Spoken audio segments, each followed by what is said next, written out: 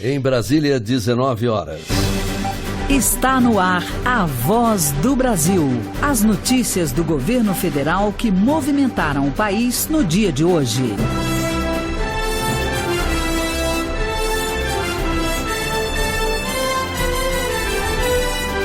Olá, boa noite. Boa noite para você que nos acompanha em todo o país. Quarta-feira, 29 de março de 2017. E vamos ao destaque do dia. Governo atualiza regras para inspeção de carnes, leite, ovos e mel. Presidente Michel Temer afirma que o foco é evitar fraudes e manter a qualidade dos alimentos. Portanto, os consumidores de alimentos, além daquela inspeção que já se faz rotineiramente e que dá absoluta tranquilidade para o consumidor brasileiro e para o estrangeiro, com isto aumenta ainda mais esta garantia. E em evento com empresários estrangeiros, Temer apresenta medidas do governo para retomar o crescimento econômico e faz um convite. Aos investidores, eu digo sem medo de errar, pode investir no Brasil. O Brasil está tendo rumo, o Brasil está sendo colocado nos trilhos. E você também vai ouvir na Voz do Brasil de hoje. Hoje nós vamos mostrar o impacto que o contrabando e a pirateria trazem para a economia do país. Menos empregos, menor arrecadação de impostos. Maior qualidade de som e imagem. A partir de amanhã, moradores de São Paulo vão contar somente com o sinal digital de TV. A Voz do Brasil de hoje na apresentação de Gláucia Gomes e Ayrton Medeiros. E para assistir a gente ao vivo na internet é fácil. Basta acessar www.voz.gov.br. O Brasil tem agora novas regras para a inspeção sanitária de produtos de origem animal, como carnes, leite, ovos e mel.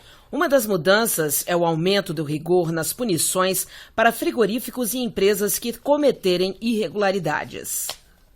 O decreto ajusta a fiscalização às novas tecnologias e às necessidades dos consumidores. Isso inclui uma preocupação maior dos empresários com o meio ambiente e com o bem-estar animal. Além disso, as penalidades para quem infringir as normas serão mais rígidas, incluindo a perda do CIF em casos mais graves, como explicou o secretário executivo do Ministério da Agricultura, Elmar Novak. Trouxemos penalidades leves, graves, gravíssimas, com 3 penalidades gravíssimas. Durante um ano, ele tem o seu CIF cassado. Ou seja, ele não vai poder mais comercializar. O presidente Michel Temer disse que as mudanças atualizam o setor de fiscalização sanitária e destacou que o texto faz parte de um esforço do governo para a desburocratização do setor. É parte do esforço que significa uma fiscalização também rigorosa e também uma desburocratização deste setor. Embora nós tenhamos, foram anunciadas aqui, penas mais duras para infrações no processamento dos produtos de origem animal, também teremos mais transparência e objetividade nessa fiscalização. Michel Temer também anunciou a liberação de R$1 bilhão para linhas de crédito destinadas a pecuaristas. Essa decisão acompanha uma das mudanças no decreto que pretende valorizar mais os pequenos produtores.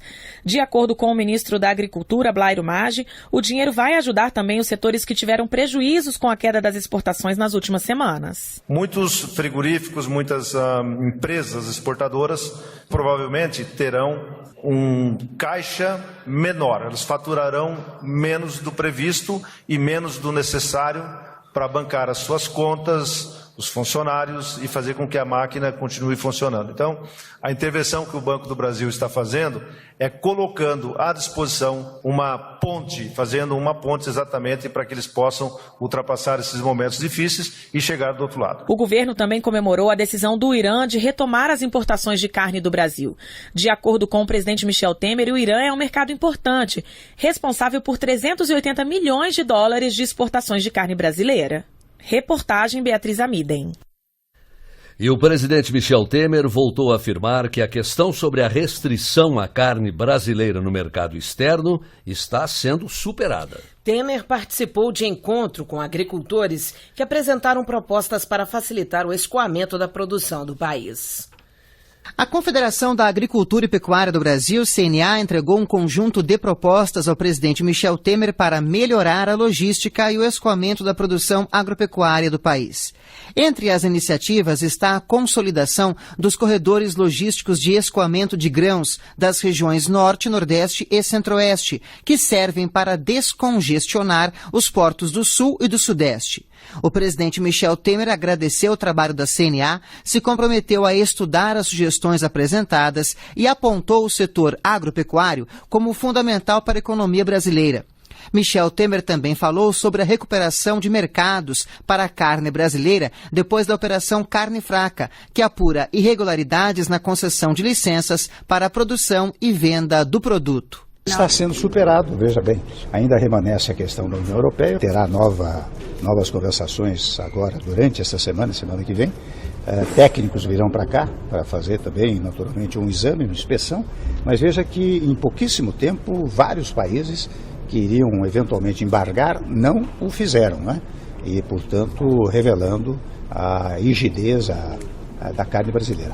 A CNA também sugeriu que se ampliem os novos modelos de concessão com a participação da iniciativa privada e que o transporte hidroviário seja encarado como uma alternativa concreta.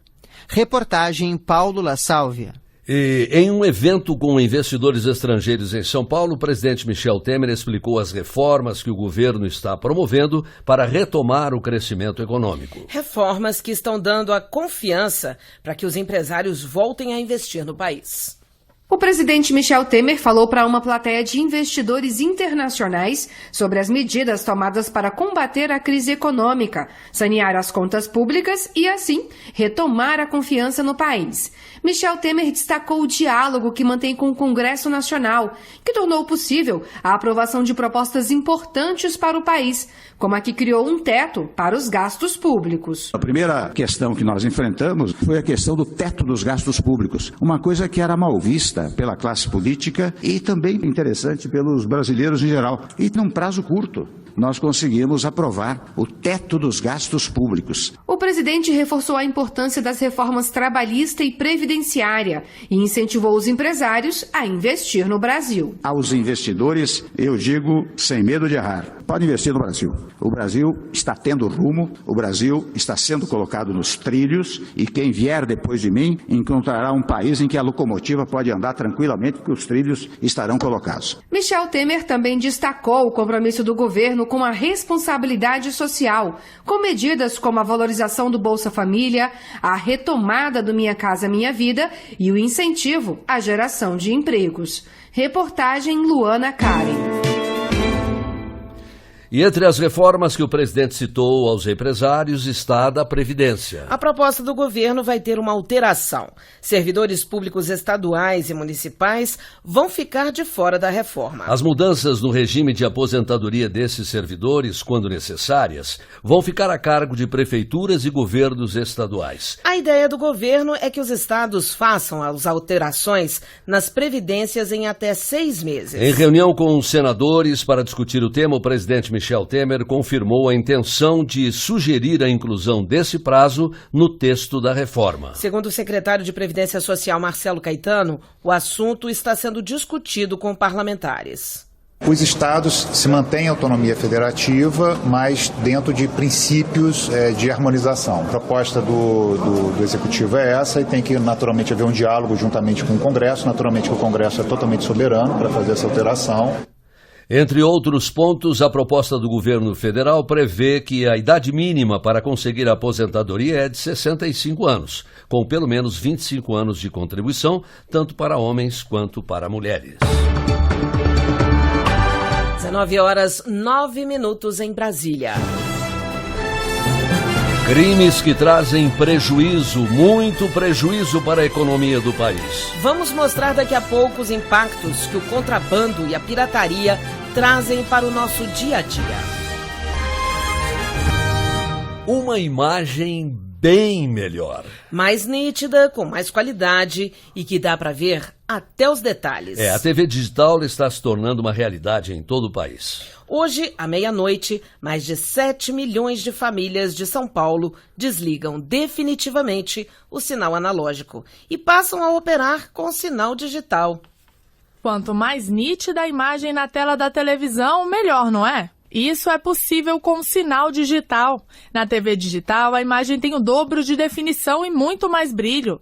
E essa qualidade vai chegar a todos os brasileiros. Em todo o país, a TV analógica vai ser totalmente substituída pela TV digital. Hoje é a vez da cidade de São Paulo e outros 38 municípios da região metropolitana terem o antigo sinal da TV analógica desligado. O presidente da Agência Nacional de Telecomunicações, Anatel Juarez Quadros, confirma que a região está preparada para a mudança. Como a televisão brasileira é uma das melhores do mundo quanto a conteúdo, programação, e agora com a qualidade da transmissão, isso se torna ainda mais rico. A cerimônia de homologação ocorreu em Brasília. O ministro da Ciência, Tecnologia, Inovações e Comunicações, Gilberto Kassab, comemora o avanço na qualidade da TV.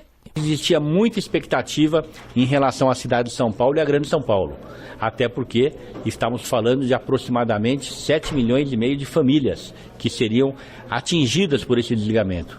Hoje, nós temos plena convicção de que será um sucesso. São Paulo é o terceiro lugar a desligar totalmente o sinal analógico.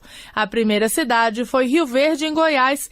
Há 4 meses, o sinal foi desligado em Brasília e nas cidades do entorno. O ministro Gilberto Kassab adiantou que a próxima etapa do desligamento será em Goiânia. Esperamos cumprir o cronograma estabelecido, para que o mais rápido possível, até 2018, conforme o cronograma, possamos estar oferecendo para a grande maioria dos brasileiros a televisão com imagem digital. Para sintonizar os canais de TV abertos, vai ser preciso instalar uma antena digital e um conversor se o aparelho não for digital. Beneficiários de programas sociais como o Bolsa Família estão recebendo gratuitamente kits de antena e receptor digital. Com a mudança, a TV NBR, TV do Poder Executivo Federal, passa a ser no canal 62.2 na capital paulista. Na NBR é possível acompanhar os eventos do governo federal, entrevistas de ministros e discursos da Presidência da República ao vivo, além de programas sobre políticas públicas na TV. Reportagem Gabriela Noronha. Fala a verdade, você que está em casa nos ouvindo, algum dia já comprou um produto pirata? Pois é, não é difícil achar a venda por aí de CDs, DVDs piratas ou cigarros e óculos falsificados, não é mesmo, Ayrton? Muita gente não pensa nessa hora, Gláucia, mas está contribuindo com alguns crimes ao comprar esses produtos, sem falar nos prejuízos para a economia do país. Por isso, o governo, organizações da sociedade civil e Congresso Nacional lançaram hoje uma campanha para combater crimes de contrabando e pirataria. Uma das organizações que participa da campanha estima que só no ano passado o país teve um prejuízo de 130 bilhões de reais com o contrabando. Isso contando os empregos que deixam de ser gerados e os impostos que não são pagos, por exemplo. O contrabando de armas, drogas e cigarros ilegais, por exemplo, incentiva o crescimento do crime e da violência no país. E é para combater esse problema que o governo juntou forças com organizações sociais para lançar a campanha pelo fim do contrabando. O presidente do Instituto Brasileiro de Ética Concorrencial e do Fórum Nacional contra a Pirataria e Ilegalidade, Edson Vismona, falou dos prejuízos que os crimes acarretam para o país. Prejuízo é de 130 bilhões, perdas setoriais mais sonegação, que equivale a 41 bilhões de sonegação para o Estado brasileiro. Durante o lançamento da campanha, o ministro da Justiça, Osmar Serralho, e representantes de instituições que combatem o contrabando assinaram um protocolo de intenções contendo ações para coibir os crimes. Entre as medidas, uma atuação conjunta de órgãos fiscalizadores nas fronteiras brasileiras, principalmente entre Brasil e Paraguai. Outro objetivo é sensibilizar a sociedade sobre os impactos que o mercado ilegal traz para os consumidores, como explica o ministro Osmar Serralho. Quem compra um simples par de óculos de sol falsificado está sujeito a doenças oculares como fotoalergia, catarata, degeneração da visão central e câncer de pele na região das pálpebras. A categoria mais perigosa é a dos medicamentos. O maior problema dos remédios piratas é a falta de informação sobre a quantidade de droga ingerida. A campanha O Brasil que Nós Queremos conta com o apoio do governo federal e de mais 70 instituições empresariais e organizações da sociedade civil. O site da campanha é www.nãoaocontrabando.com.br. Reportagem Mara Kenup.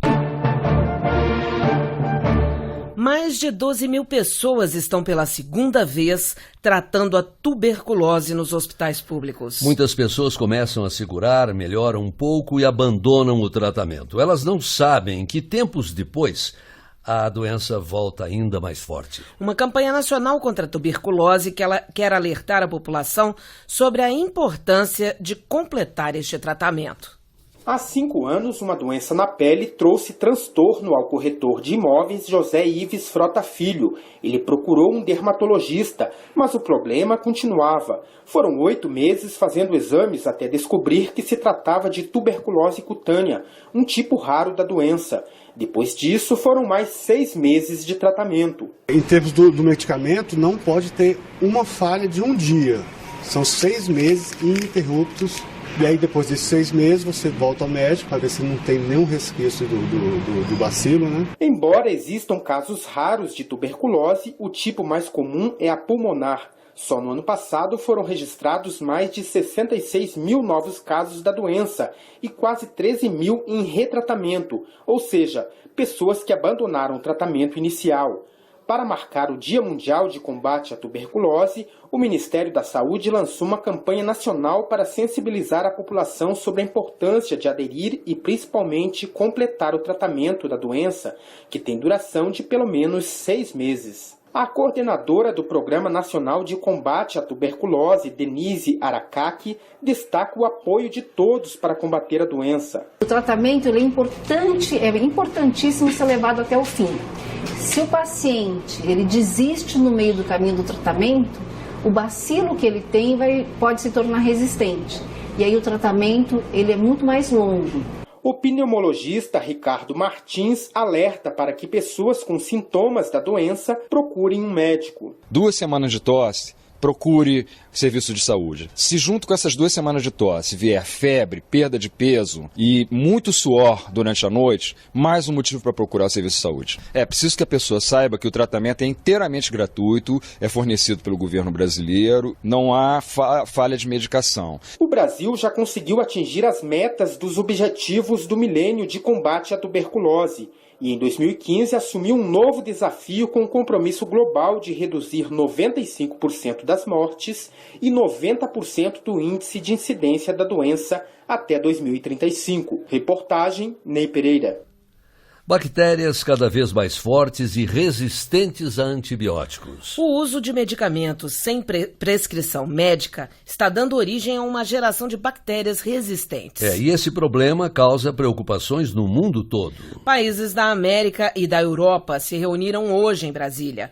O Brasil já prepara um plano nacional que deve ser anunciado até maio. A resistência a antibióticos é um problema mundial e afeta tanto a saúde humana quanto a animal.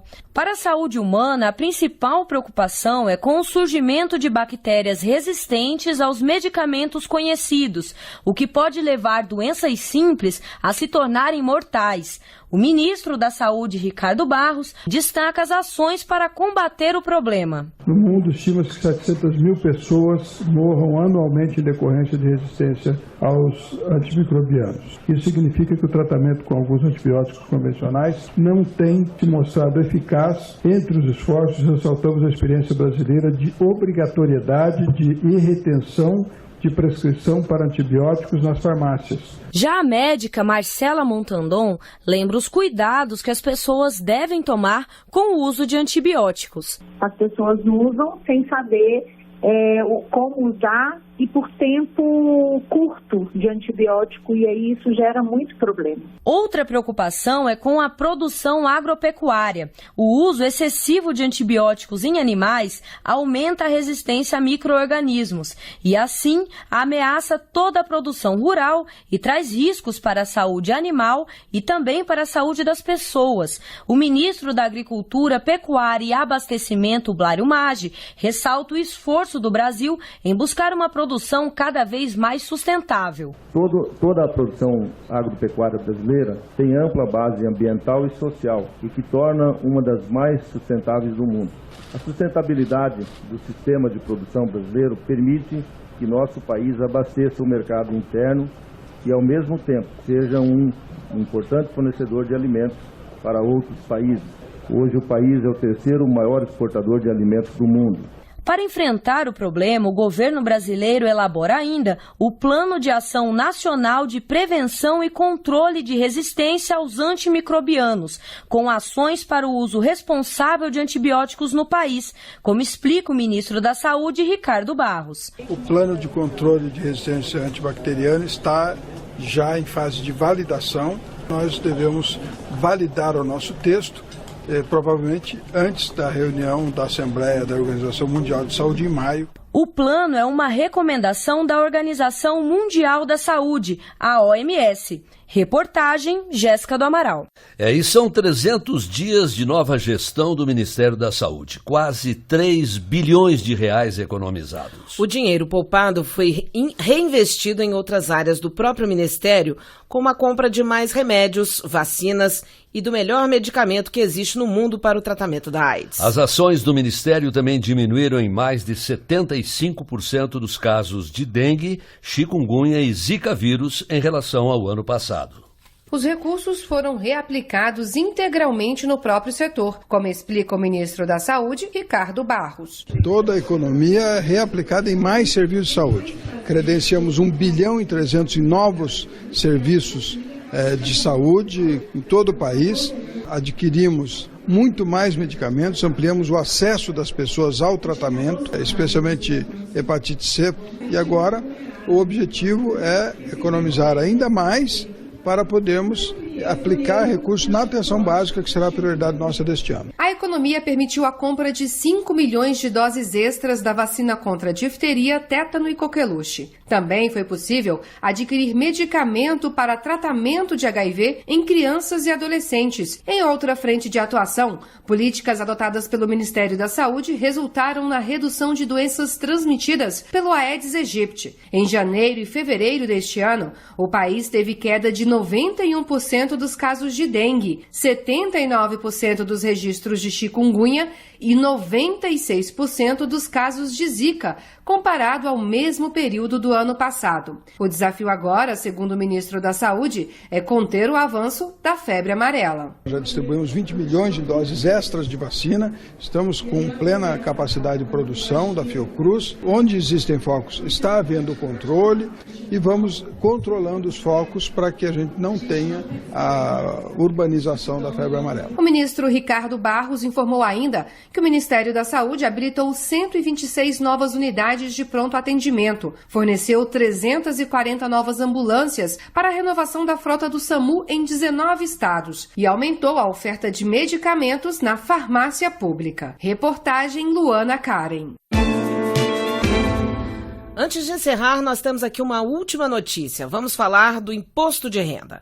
O prazo para entrega da declaração termina no dia 28 de abril. No último balanço, a Receita Federal informou que recebeu aproximadamente 6 milhões de declarações, 20% do total esperado, de mais de 28 milhões de documentos. E essas foram as notícias do governo federal. Uma realização da Secretaria de Comunicação Social da Presidência da República. Com produção da Empresa Brasil de Comunicação. Fique agora com o Minuto do TCU e em seguida as notícias do Poder Judiciário e do Congresso Nacional. E tenham uma boa noite. Boa noite para você e até amanhã.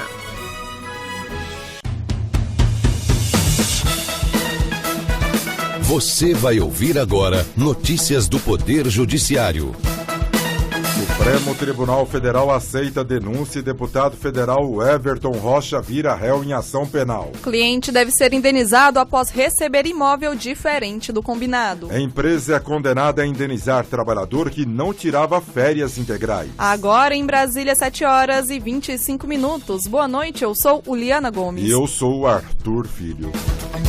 A primeira turma do Supremo Tribunal Federal recebe denúncia contra o deputado federal Everton Rocha, do Maranhão. Agora, o político é réu em ação penal no STF. Cíntia Ribeiro. O Everton Rocha, do PDT, é acusado de cometer fraude em licitação e ainda de peculato, que é o desvio de recursos públicos. Os crimes teriam ocorrido quando o deputado era secretário de Esporte e Juventude no Maranhão. Segundo a denúncia do Ministério Público Federal, as irregularidades foram cometidas na reforma e ampliação de um ginásio em São Luís. No voto, a relatora ministra Rosa Weber considerou que há indícios de que houve fraude na licitação para a reforma do ginásio. A obra teve início com base em uma dispensa de licitação questionável. Pouco tempo depois foi descaracterizada para uma obra de grande porte, com objeto desvirtuado, aditivada em aproximadamente 170% do valor original. E os valores foram pagos sem a observância das cautelas legais. Para a ministra Rosa Weber, faltam elementos para comprovar o peculato, mas, por maioria, a primeira turma do STF decidiu aceitar a denúncia pelos dois crimes, fraude em licitação e peculato. Assim, o deputado federal, o Everton Rocha, se torna réu em ação penal. Nessa fase, serão colhidas as provas e, ao final do processo, o Supremo Tribunal Federal vai decidir se absolve ou condena o parlamentar. Entrega de imóvel sem vista para o mar, como havia sido combinado, gera indenização por danos morais ao cliente. A decisão é do Superior Tribunal de Justiça ao rejeitar recurso de construtora. Tiago Gomide. O imóvel na praia de São Vicente, em São Paulo, foi entregue 1 ano e meio após o prazo estipulado. Além disso, tinha uma suíte a menos do que foi combinado e sem vista para o mar, como havia sido prometido. A Justiça do Estado condenou a construtora a pagar R$15 mil de indenização. No STJ, a relatora ministra Nancy Andrighi afirmou que a decisão da Justiça Estadual está correta. Para ela, a entrega fora dos padrões combinados significa que a família terá que conviver com uma situação indesejável enquanto morar no imóvel.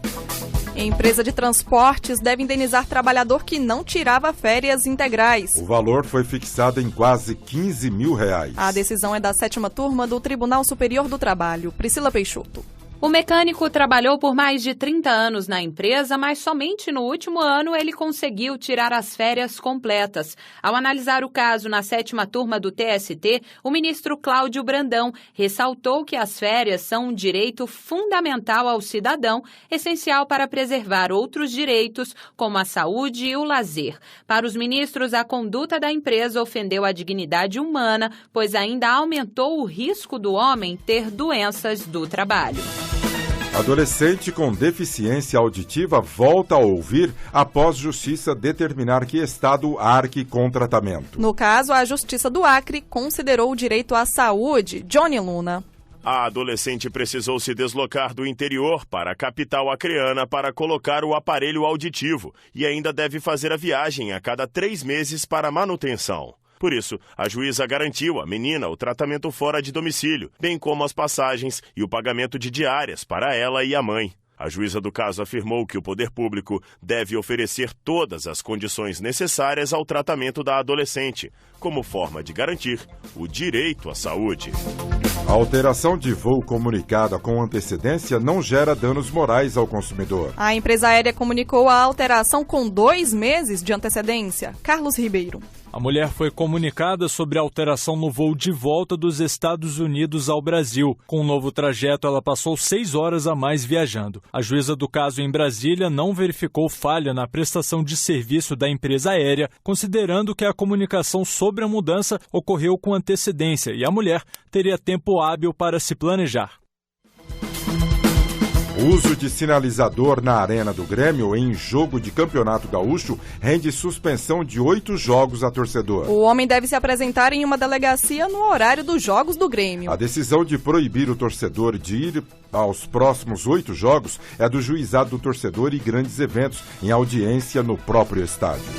Você acompanha outras notícias do Poder Judiciário em 104,7 FM para o Distrito Federal e em torno e também pela internet. Acesse www.radiojustiça.jus.br e siga pelo Twitter. twitter.com/radiojustiça. A você, uma boa noite. Boa noite. Notícias do Poder Judiciário, uma produção da Rádio Justiça, Supremo Tribunal Federal.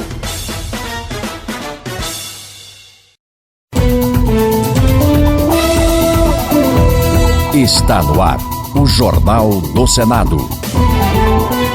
Segue para a sanção um projeto que preserva direitos de crianças vítimas ou testemunhas de violência. CCJ inicia discussão do projeto que aumenta a penalização de quem for condenado por abuso de autoridade. Benedito de Lira diz que senadores do Nordeste vão pedir que o governo decrete situação de emergência do São Francisco. Estes são os destaques de hoje do Jornal do Senado, que começa agora.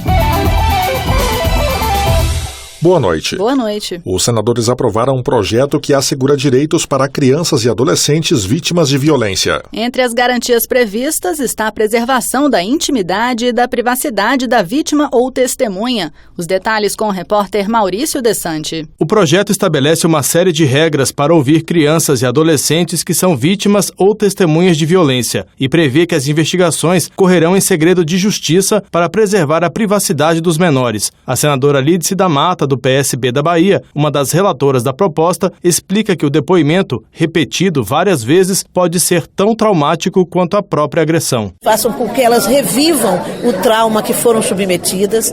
Então, ela estabelece que esses depoimentos só serão feitos com a sua própria vontade, com a presença de um acompanhamento psicológico e feito por via de vídeo, por via de telefone, para que elas não tenham nenhum contato, absolutamente nenhum contato com os agressores, nem mesmo visual. A senadora Marta Suplicy, do PMDB de São Paulo, que também relatou o projeto, destacou que o texto prevê ações articuladas entre os sistemas de justiça, segurança pública, assistência social, educação e saúde para o atendimento das vítimas. O poder público poderá, inclusive, criar delegacias e varas especializadas. A matéria segue para a sanção presidencial. O plenário também decidiu dar prioridade na justiça para os casos que envolvam alienação parental. A alienação parental acontece quando o pai ou a mãe instiga o rompimento de laços afetivos do filho com um dos pais.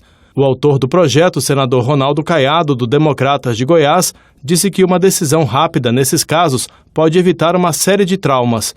O projeto vai à Câmara dos Deputados. Os senadores aprovaram ainda a recondução de Fernando Mendes Garcia Neto para o cargo de diretor da Agência Nacional de Vigilância Sanitária. E por decisão do plenário, será criada uma comissão especial de 6 senadores para acompanhar os desdobramentos da Operação Carne Fraca da Polícia Federal. Comissões. O Procurador-Geral da República, Rodrigo Janot, entregou ontem ao presidente do Senado, Eunício Oliveira, um anteprojeto que regulamenta o abuso de autoridade. Mas isso não impediu que a Comissão de Constituição e Justiça iniciasse a discussão hoje do projeto do senador Renan Calheiros, do PMDB de Alagoas, que aumenta as penas para o abuso de autoridade. Antes da votação, os senadores vão ouvir o Procurador-Geral da República, o ministro Gilmar Mendes e representantes da Polícia Federal, defensores públicos e juízes. A reportagem é de Roberto Fragoso.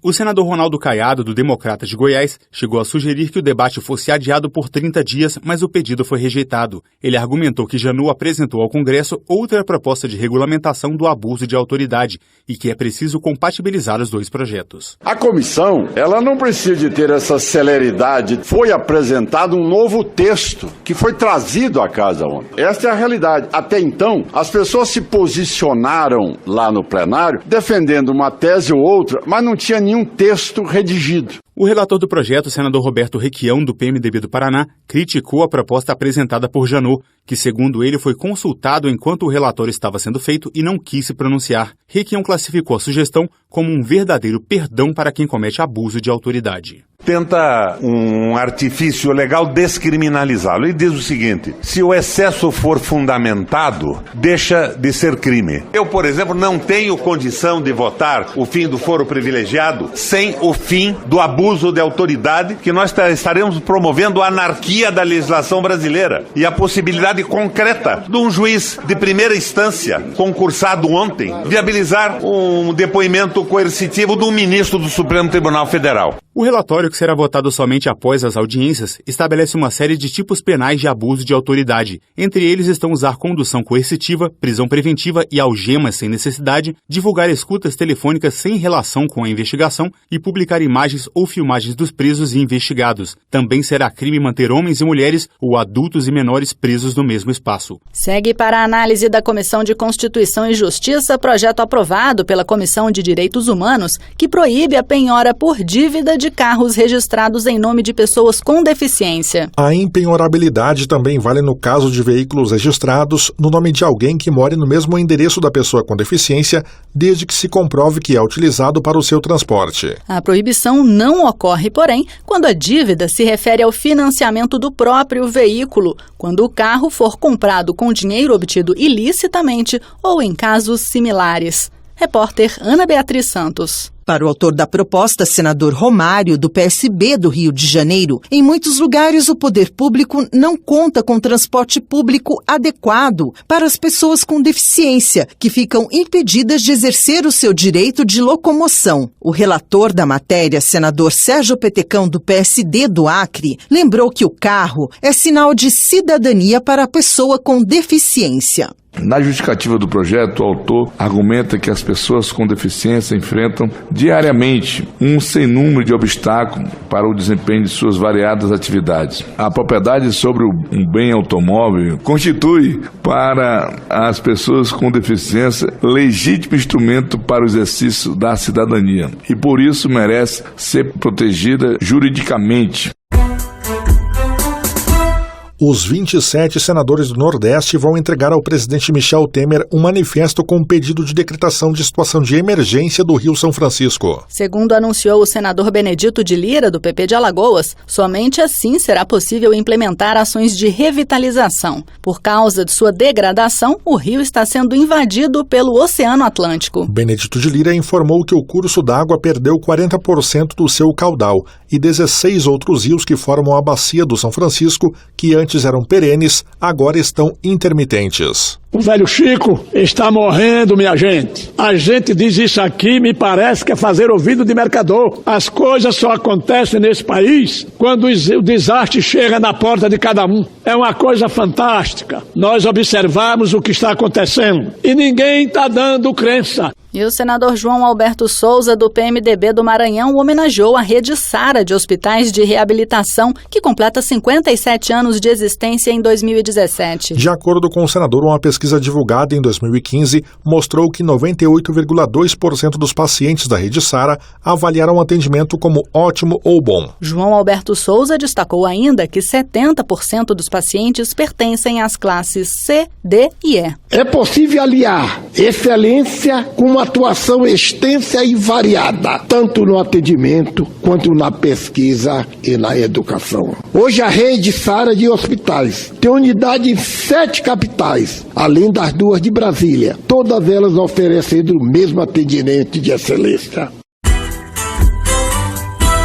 O senador Lindbergh Farias, do PT do Rio de Janeiro, elogiou os 9 senadores do PMDB, que em carta pediram que o presidente da República, Michel Temer, não sancione o projeto de terceirização de mão de obra aprovado pela Câmara dos Deputados. Lindbergh Farias citou estudo que mostra que os terceirizados trabalham 3 horas semanais a mais que os contratados diretamente pelas empresas e, mesmo assim, recebem de salário 24% a menos. E com a terceirização irrestrita, essa situação pode piorar, disse o senador, que também criticou a adoção da responsabilidade subsidiária em vez da solidária de quem contratou mão de obra terceirizada. Isso significa o quê? O trabalhador somente poderá acionar a empresa tomadora de serviço após executar a empresa terceirizada. Isso aqui é um absurdo. Já na opinião do senador Cidinho Santos, do PR de Mato Grosso, é preciso que o governo sancione imediatamente o projeto que regulamenta a terceirização de mão de obra aprovado pela Câmara dos Deputados. Para ele, a proposta regulamenta algo já comum no país e, por isso, não procedem as críticas dos que dizem que a medida gerará desemprego. Cidinho Santos afirmou que a proposta não é contrária aos trabalhadores, nem afasta a responsabilização de quem não paga os direitos dos empregados. A terceirização, na prática, já existe, inclusive, no poder público. O que está se fazendo é regularizando e eu sou a favor de que o presidente Temer sancione o projeto aprovado pela Câmara, que já havia sido aprovado aqui no Senado em 1998.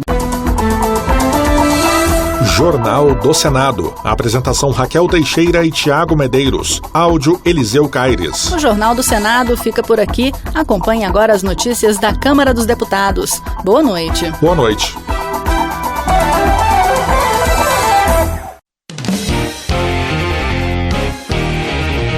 Jornal Câmara dos Deputados. Especialistas propõem mudanças em pontos da reforma da Previdência. Ministro destaca a importância de regulamentar o trabalho terceirizado. Deputados aprovam criação do cartão reforma no valor de R$5.000. Boa noite. A medida provisória que cria o cartão reforma foi aprovada pelo plenário da Câmara dos Deputados na noite de ontem. O programa social dá até R$5.000 para famílias de baixa renda comprarem material de construção para reformar ou aumentar a casa onde moram. Acompanhe mais detalhes na reportagem. Para fazer parte do programa, a família precisa ganhar até R$2.800 por mês e ser selecionada pela Prefeitura ou pelo governo do Estado. Terão prioridade as famílias com menor renda, sustentada por mulheres, com idosos ou pessoas com deficiência. Todos os partidos concordaram com a iniciativa. O deputado Hildo Rocha, do PMDB do Maranhão, diz que o cartão reforma vem atender a uma demanda das pessoas que já têm onde morar, mas vivem em condições precárias. Esse tipo de programa é muito exitoso.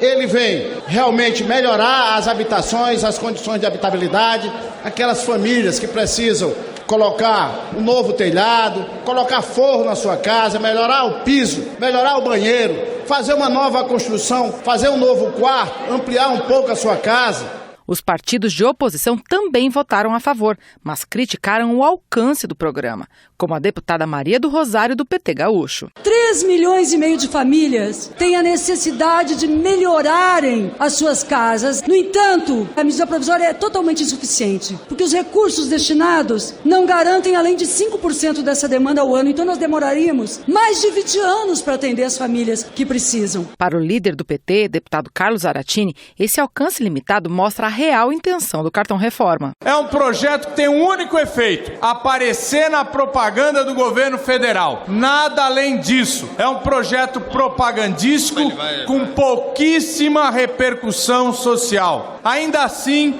nós não podemos negar voto, porque essas 85 mil famílias nós esperamos que utilizem bem esse recurso. Mas o deputado Miguel Haddad, do PSDB de São Paulo, destacou que o cartão reforma inicia com R$1 bilhão de orçamento para atender 100 mil famílias. Mas a ideia é beneficiar mais gente ao longo do tempo. É o projeto inicial. Todos nós defendemos aqui e vamos defender essa bandeira de ampliarmos os valores do cartão reforma. A maioria dos deputados aprovou uma mudança na medida provisória, feita a pedido do PT. Ficou estabelecido que pelo menos 20% do orçamento do cartão reforma devem ser usados para melhorar as moradias na área rural. Na proposta original do governo, não havia cota para famílias do campo. A medida provisória, que oferece até R$5.000 para famílias de baixa renda melhorarem as moradias, vai agora para análise do Senado. Da Rádio Câmara de Brasília, Dini Moraes. Votação. Na avaliação de Marcon, do PT do Rio Grande do Sul, a medida que cria o cartão reforma não vai resolver o problema das famílias de baixa renda. O deputado argumenta que o valor de R$5.000 é insuficiente. Ele diz que nos governos anteriores o valor destinado para reformas era de R$15.000. Já Mauro Pereira, do PMDB Gaúcho, elogia a aprovação do projeto que institui o cartão reforma. Ele acredita que a proposta vai estimular a economia de muitos municípios, gerando mais empregos e renda. Subtenente Gonzalo Gonzaga, do PDT de Minas Gerais, faz um apelo para que saia da pauta de votações da Câmara o projeto que trata da recuperação fiscal dos estados. Para ele, é preciso construir um consenso que resolva o problema de todos, mas sem prejudicar os servidores. Economia. Representantes do governo do Rio Grande do Sul trouxeram a Brasília demandas que, na avaliação de Pompeu de Matos, do PDT, são importantes para o Estado.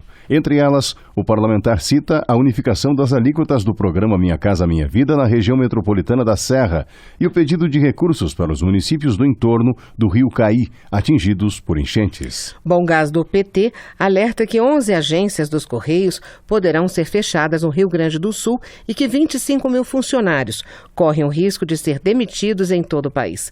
O deputado condena ainda o anúncio de possível revisão da estabilidade dos servidores da empresa. Ele diz ser contra qualquer tentativa de privatização de estatais brasileiras. Trabalho. Em debate na Câmara nesta quarta-feira, o ministro do Trabalho, Ronaldo Nogueira, disse que o governo ainda não definiu se vai apoiar o projeto que regulamenta a terceirização aprovado pelos deputados ou se outro ainda em discussão no Senado. O projeto da Câmara foi aprovado na semana passada. O texto, que aguarda a sanção presidencial, permite a contratação de trabalhadores terceirizados em todas as atividades de uma empresa. A Rádio Câmara traz mais informações sobre o debate. Acompanhe. Em audiência pública na Comissão do Trabalho, o ministro apenas confirmou que o Planalto defende um marco regulatório para a terceirização. O governo quer um marco regulatório que traga segurança nessa relação dos contratos terceirizados de trabalho. Projeto A ou B, não há preferência. Aprovado pelos deputados na última semana, o projeto da terceirização permite a contratação de trabalhadores terceirizados em todas as atividades de uma empresa. A proposta aguarda a sanção do presidente Michel Temer, mas parlamentares do PT, PDT e Rede questionaram a aprovação no Supremo Tribunal Federal. E o relator dos processos, ministro Celso de Mello, já pediu à Câmara informações sobre a proposta. Além de um marco regulatório para a terceirização, o ministro Ronaldo Nogueira defendeu na Comissão de Trabalho a reforma trabalhista em discussão na Câmara.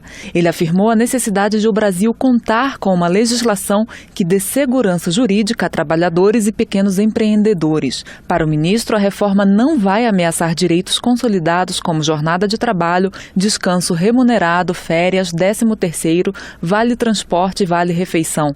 O fato de o projeto prever que convenções e acordos coletivos tenham força de lei, na avaliação do ministro, igualmente trará segurança. Aquilo que está legislado está consolidado. O que nós estamos permitindo é que, através da convenção coletiva, o trabalhador possa escolher a forma mais vantajosa para ele usufruir dos seus direitos. O presidente da Comissão de Trabalho, o deputado Orlando Silva, do PCdoB de São Paulo, fez um apelo ao ministro para que a Câmara possa discutir a matéria com calma. Queremos é que a Câmara e o Senado discutam com tempo as mudanças na legislação trabalhista, de modo que nós não tenhamos nenhuma retirada de direitos dos trabalhadores e que não haja insegurança jurídica. Durante a audiência pública, parlamentares de governo e oposição divergiram sobre a proposta. Para o deputado Alex Canziani, do PTB do Paraná, a reforma trabalhista veio no sentido de fazer o que é possível neste momento para a retomada da economia brasileira. A deputada Érica Cocai, do PT do Distrito Federal, por outro lado, disse que não vê vantagem no fato de o negociado se sobrepor ao legislado e que, para ela, existe ameaça a direitos. Da Rádio Câmara de Brasília, Noélio Nobre. Previdência. Danilo Cabral, do PSB de Pernambuco, critica a possibilidade de as entidades filantrópicas perderem o direito à isenção fiscal conforme previsto na reforma da Previdência. O parlamentar argumenta que essas instituições são responsáveis por 53% do atendimento de saúde oferecido à sociedade e que isso poderá agravar o sistema de amparo social. Zé Geraldo, do PT do Pará, avalia que o governo terá dificuldades para aprovar a reforma da Previdência. Ele argumenta que a população entendeu que a proposta prejudica. Segundo o parlamentar, exemplifica, quem está na meia-idade percebeu que não vale pagar a Previdência para se aposentar aos 80 anos, sem nem mesmo saber se vai viver até lá. Vadida Mus, do PT, critica a atuação da Polícia Militar do Rio de Janeiro durante as manifestações do dia 15 de março contra a reforma da Previdência. Segundo o deputado, os policiais agiram de forma violenta, autoritária, repressiva e sem controle. Para Janete Capiberibe, do PSB do Amapá, matérias já votadas ou em análise no Congresso retiram direitos dos trabalhadores. A parlamentar cita como exemplo a proposta já transformada em lei que estabelece um teto de gastos da União por 20 anos. Ela também cita o projeto da terceirização e as reformas da Previdência e Trabalhista.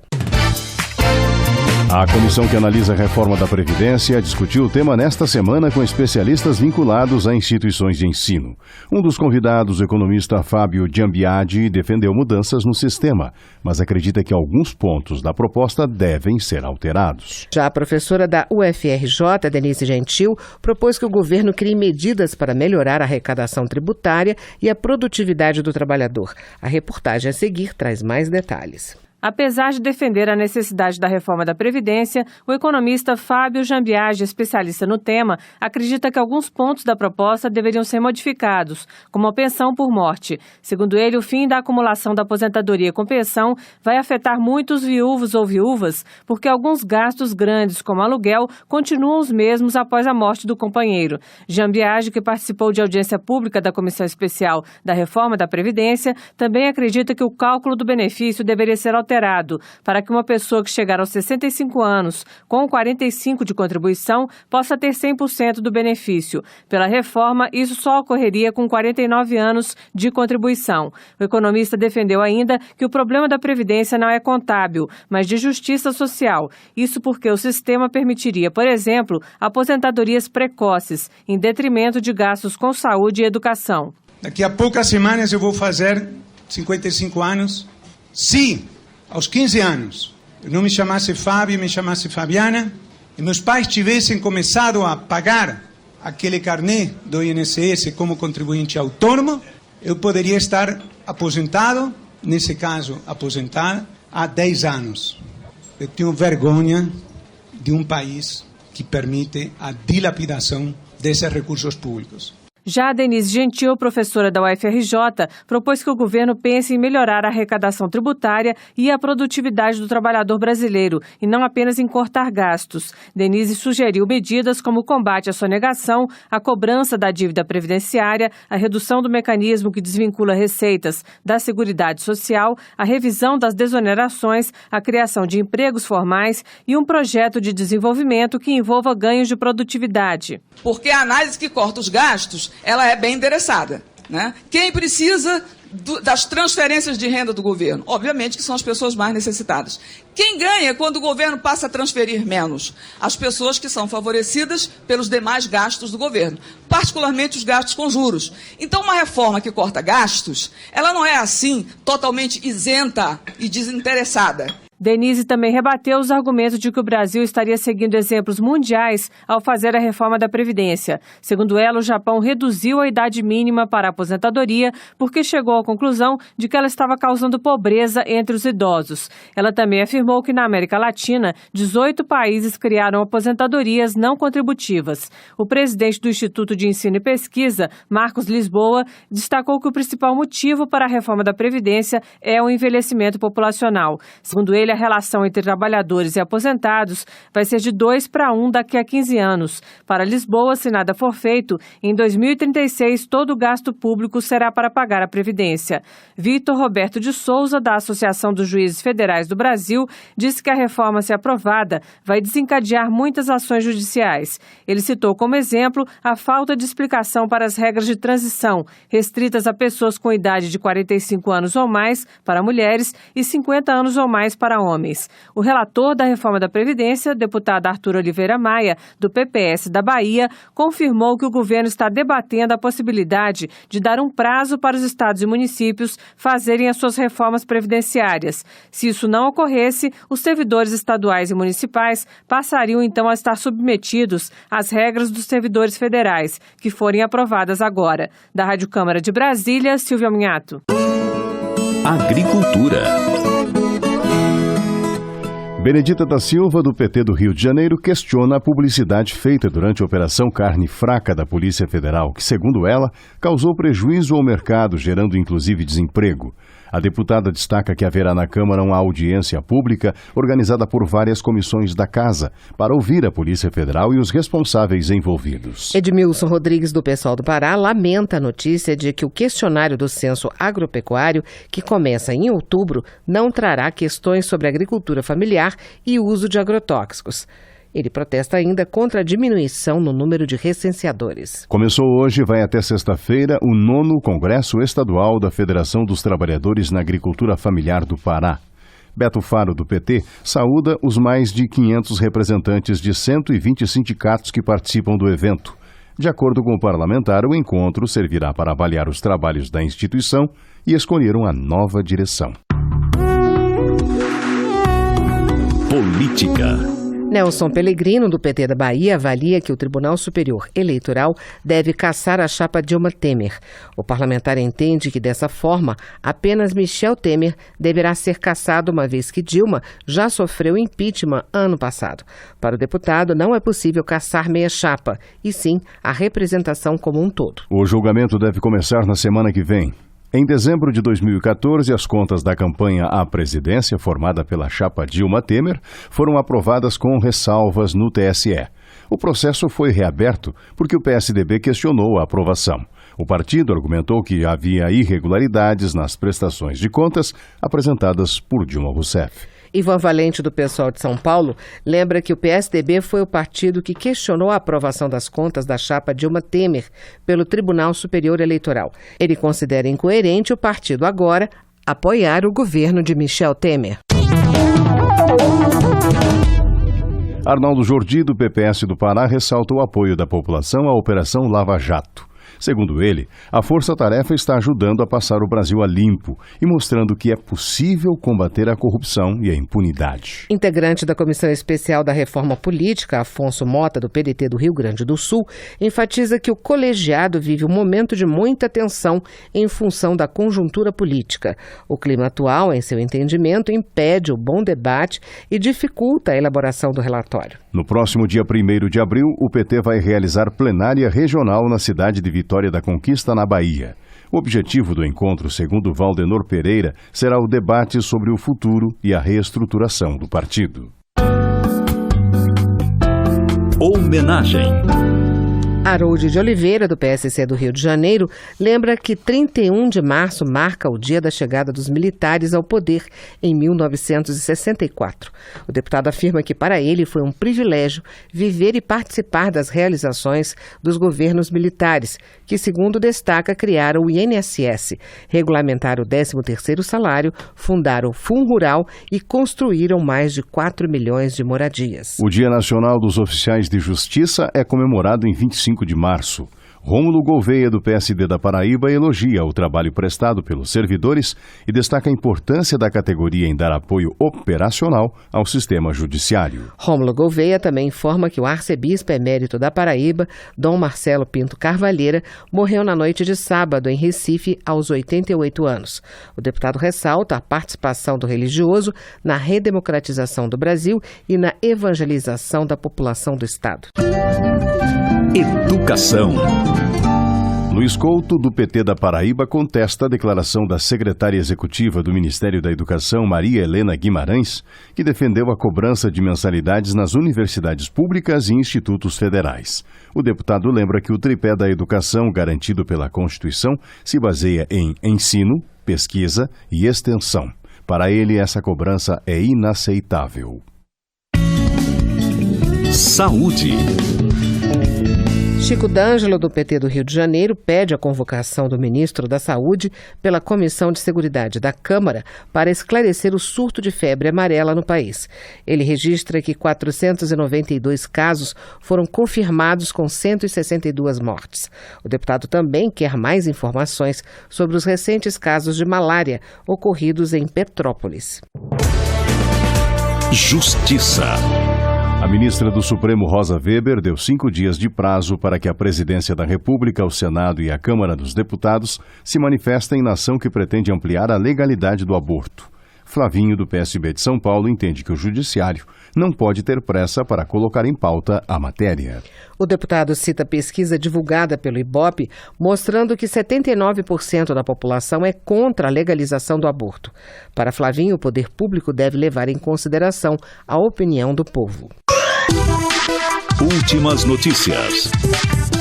O plenário da Câmara rejeitou há pouco, por insuficiência de votos em segundo turno, a proposta que permite às universidades públicas cobrar pela pós-graduação lato sensu. Foram 304 votos favoráveis ao texto, mas eram necessários 308. Outros 139 deputados votaram contra a proposta. A matéria será arquivada. O presidente Rodrigo Maia encaminhou ao Senado o texto aprovado pela Câmara sobre as medidas de combate à corrupção. Na terça, a Comissão de Constituição e Justiça validou as assinaturas conferidas pela Secretaria-Geral da Mesa e reconheceu que a proposta atendia aos requisitos para um projeto de iniciativa popular. Rodrigo Maia afirmou que não vê necessidade de outra votação no plenário da Câmara. Termina aqui o Jornal Câmara dos Deputados. Para você, boa noite. Boa noite para você e até amanhã. Voz do Brasil. De segunda a sexta, às 19 horas. Boa noite.